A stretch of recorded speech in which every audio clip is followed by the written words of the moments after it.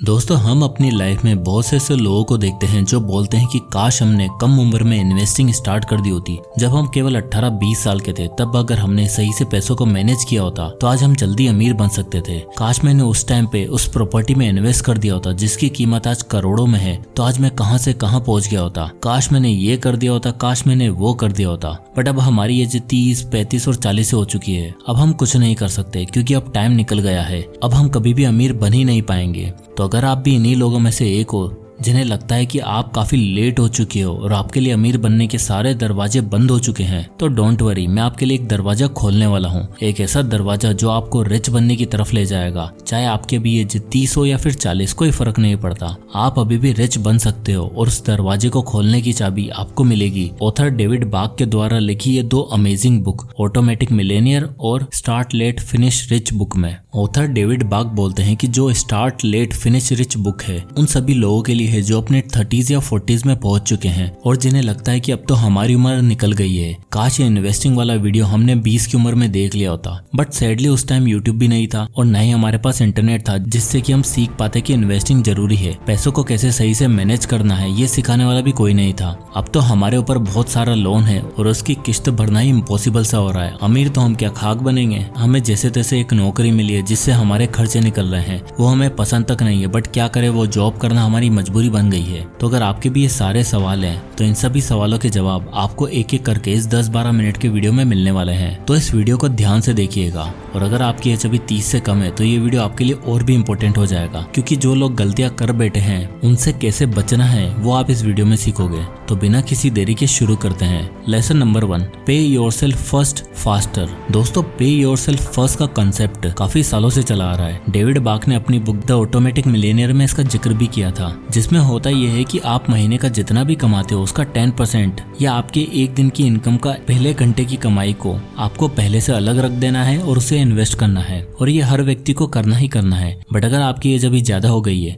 तो आपको थोड़ा सा एफर्ट ज्यादा लगाना पड़ेगा। आपको एक दिन के इनकम का पहले घंटे और दूसरे घंटे, इन 2 घंटों की कमाई को अलग रखना पड़ेगा, यानी कि पे योरसेल्फ फर्स्ट ट्वाइस। चलिए इसे समझते हैं। मान लो कि आपकी महीने की इनकम है 30,000 रुपए, यानी कि आपकी एक दिन की इनकम होगी 1,000 रुपए। और अगर आप एक दिन में 8 घंटे काम करते हो तो आपके 1 घंटे की इनकम होगी 1,000 डिवाइडेड बाय 8, यानी कि 125 रुपए। तो आपके 1 घंटे की इनकम होगी 125 रुपए। तो अगर आप अभी यंग हो, आपने अभी अभी कमाना शुरू किया है, तो आप अपने पहले घंटे की कमाई जो कि 125 रुपए, आप उसे अलग रख के इन्वेस्ट कर सकते हो। बट अगर आपकी एज अभी 30 से ऊपर हो चुकी है तो आपको अपने पहले 2 घंटे की कमाई जो कि होगी 250 रुपए, उसे अलग रख के इन्वेस्ट करना होगा, यानी कि आपको इस अमाउंट को डबल करना होगा। तो इस तरह अगर आप दिन का 250 रुपए भी सेव करते हो जो कि महीने का होता है लगभग 7,500 रुपए, और आप उन्हें इन्वेस्ट कर देते हो, तो इस रिच बनने की जर्नी में आप आगे बढ़ सकते हो। आई नो कि ये अमाउंट आपको भी काफी छोटा लग रहा होगा, बट डोंट वरी, इसे हम अभी और इंक्रीज करेंगे और इस अमाउंट को कैसे बढ़ाना है उसे हम अगले लेसन में देखेंगे। तो चलिए आता है lesson number 2, the double latte factor. दोस्तों, कहा जाता है कि it's not how much we earn, it's how much we spend.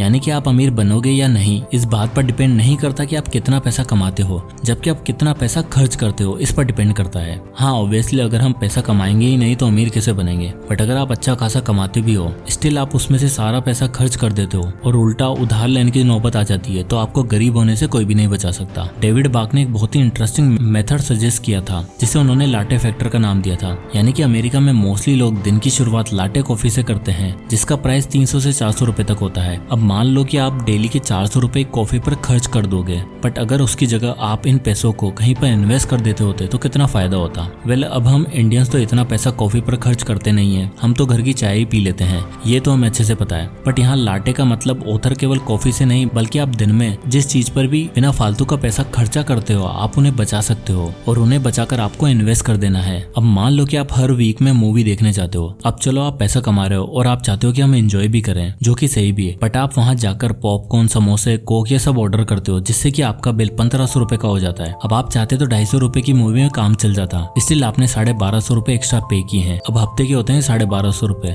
तो महीने के हुए 1250 मल्टीप्लाई बाय 4 यानी कि 5,000 रुपए। अगर आप केवल इसी हैबिट को चेंज कर लो और इन 5,000 रुपए को कहीं इन्वेस्ट कर दो, लेट्स से कि आप महीने के 5,000 रुपए इंडेक्स फंड में इन्वेस्ट कर देते हो जिसमें आपको 14% का साल का रिटर्न मिलता है, तो इस SIP कैलकुलेटर को देखिए जिसमें आपके 5,000 रुपए 30 साल में 2.77 70 करोड़ रुपए हो जाएंगे। और अभी तो हमने सिर्फ एक छोटी सी ही चीज में पैसा बचाने की बात की है। अगर आप इसी तरह और भी जगह से पैसा बचा लेते हो जहां आप फिजूल के खर्चे कर रहे हो, तो आप महीने के 5,000 की जगह 15,000 भी इन्वेस्ट कर सकते हो। तो अब इस चार्ट को देखो, अगर आप महीने के 15,000 रुपए इन्वेस्ट करते हो वही 30 साल के लिए, तो आपका पैसा लगभग हो जाएगा 8 करोड़ 33 लाख रुपए। अब जैसे कि हम जानते हैं कि अगर आप इतने लंबे टाइम तक इन्वेस्ट नहीं कर सकते हो, आपकी एज ऑलरेडी ज्यादा हो चुकी है और बाकी के 30 साल वेट कैसे करें, तो उसके लिए सिंपल से आपको डबल लाटे फैक्टर का इस्तेमाल करना पड़ेगा। यानी कि जहां आप पहले दिन का 400 रुपए बचा रहे थे, आपको देखना होगा कि आप कैसे 700 या 800 इवन 1,000 रुपए तक बचा सकते हो। अब आपको लग रहा होगा कि ये मैं कैसे करूंगा, तो डोंट वरी, उसका भी इलाज है अगले लेसन में। अब आता है lesson number 3, make it automatic and plan your tax properly. दोस्तों, ये सबसे इंपॉर्टेंट लेसन है आपके लिए, जो आपकी सच में बहुत अच्छे से हेल्प कर सकता है। आप मुझे एक बात बताओ, जब भी आपकी सैलरी आती है तो आपको वो सैलरी पूरी मिलती है क्या? वेल नहीं, उसका कुछ हिस्सा तो पहले ही हमारे अंकल के पास चला जाता है, और वो अंकल कौन है? वो है हमारी गवर्नमेंट। आपकी सैलरी जितनी भी आती है और आप किस टैक्स स्लैब में आते हो, उस हिसाब से आपका पैसा ऑटोमेटिकली कट जाता है, और जो बचता है वो आपके बैंक अकाउंट में आता है। क्योंकि कुछ भी हो जाए, गवर्नमेंट अपना टैक्स लेना नहीं भूलेगी। गवर्नमेंट को कोई फर्क नहीं पड़ता है कि बाकी के बचे पैसों को उड़ाओ, ऐश करो या अपनी जरूरतों को पूरी करो, वो तो सबसे पहले अपना हिस्सा ले लेती है। अब हमें एक भारतीय होने के नाते टैक्स तो देना ही पड़ेगा, जो जरूरी भी है, बट वहीं गवर्नमेंट हमें कुछ सुविधाएं भी देती है जिससे हम अपना टैक्स लीगली बचा सकते हैं। इसलिए यहाँ काम आता है आपका ऑटोमेटिक प्लान। चलिए समझते हैं। इस चार्ट को देखिए, इसमें अगर आपकी सालाना इनकम 3 लाख रुपए है तो आपको कोई टैक्स नहीं देना होगा। 3 से 6 लाख है तो 5% देना होगा, और अगर 6 से 9 लाख रुपए तो आपको 10% टैक्स देना होगा। तो आप किस टैक्स स्लैब में आते हो उस पर डिपेंड करेगा कि आपको कितना टैक्स पे करना है।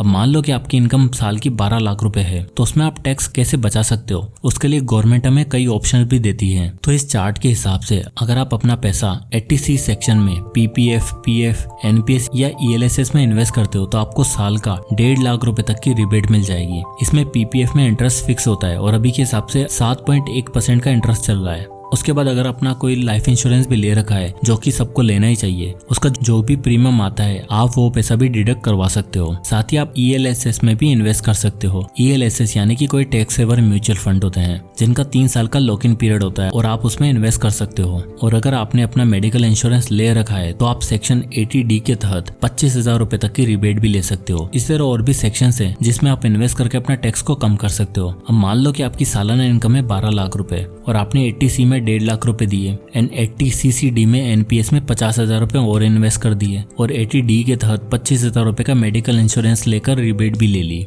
तो 1.5 लाख प्लस 50,000 प्लस 25,000 होता है 2,25,000 रुपए। तो 12 लाख में से 2,25,000 माइनस करें तो होगा 9,75,000 रुपए। तो अब आपको 9,75,000 पर ही टैक्स देना है। बट इन्वेस्ट करने से पहले आपको सबका लॉक इन पीरियड जरूर चेक करना है, क्योंकि इन्वेस्ट करने के बाद आप उन पैसों को उस टाइम तक नहीं निकाल सकते। जैसे PPF में लॉक इन पीरियड होता है 15 साल तक का, तो आप 15 साल तक पैसे विड्रॉ नहीं कर सकते हो। तो इसी तरह आप ऑटोमेशन का यूज करके जैसे अपनी सैलरी आए उसमें से पैसे SIP के थ्रू बैंक अकाउंट से कट के आपके डायरेक्ट इन्वेस्ट हो जाएंगे, ताकि आप एक सही फाइनेंशियल प्लानिंग कर पाए। अब चलो, हमने ये तो देख लिया कि पे योरसेल्फ फर्स्ट फास्टर की स्ट्रेटेजी से हम ज्यादा पैसे सेव करके उन्हें इन्वेस्ट कर सकते हैं, और साथ ही साथ डबल लाटे फैक्टर का यूज करके और भी ज्यादा पैसा बचा सकते हैं और उसे सही जगह पर इन्वेस्ट करके अपनी वेल्थ को बढ़ा सकते हैं। बट एक और सवाल आपके मन में आ रहा होगा कि इतने पैसों से क्या ही होने वाला है और क्या किया जाए जिससे हमारी इनकम बढ़ सके। वेल, उसका आंसर है आपके नेक्स्ट लेसन में। तो अब आता है lesson number 4, make more money. दोस्तों, सब चीजें करने के बाद आखिर ये सवाल तो मन में आ ही जाता है कि यार और ज्यादा पैसा कैसे कमाएं। हम तो स्टूडेंट हैं, खुद का खर्चा नहीं उठा सकते, या फिर जॉब करते हैं तो बड़ी मुश्किल से टाइम मिलता है, क्या किया जाए।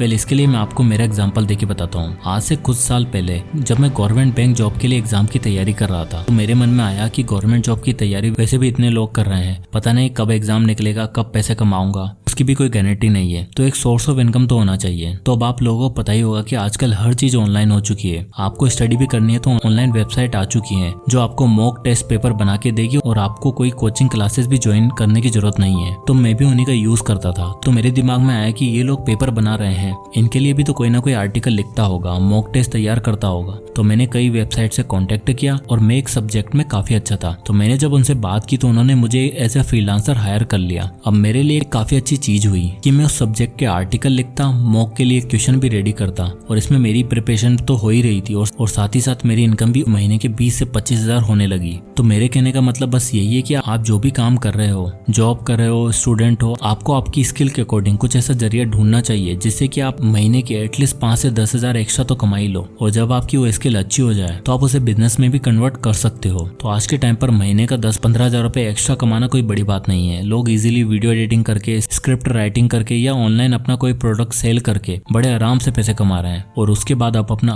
खुद का बिजनेस बिल्ड करके अच्छी लाइफ जी सकते हो। तो अगर आपको लगता है कि आपकी एज ज्यादा हो चुकी है या फिर आपके पास ऐसा कुछ काम नहीं है जिससे मैं महीने का एक्स्ट्रा अर्न कर सकूं, तो थोड़ा सोच के देखिए और कुछ स्टेप्स को फॉलो करिए और जितना भी आप एक्स्ट्रा सेव करते हैं उन पैसों को धीरे धीरे करके काम पे लगाएं। तब आप कुछ ही सालों में अपने लिए एक बहुत ही अच्छा रोड मैप रेडी कर लेंगे। तो ये मैटर नहीं करता कि आपने कब अपनी पैसे कमाने की जर्नी स्टार्ट करी और कैसे करी, बट ये मैटर जरूर करता है कि आप उसे किस तरह फिनिश करोगे।